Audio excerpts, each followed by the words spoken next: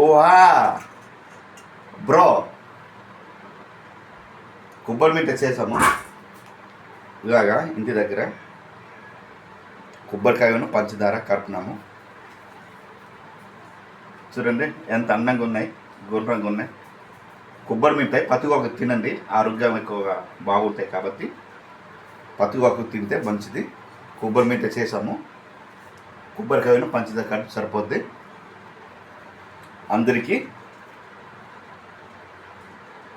ఎలాగా తినాక చూపిస్తాను, రుచిగా ఉందో లేదో ఒకసారి.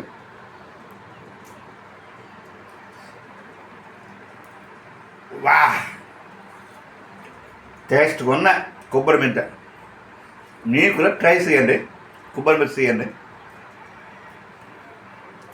బాగా తినాలనిపిస్తుంది నాకు.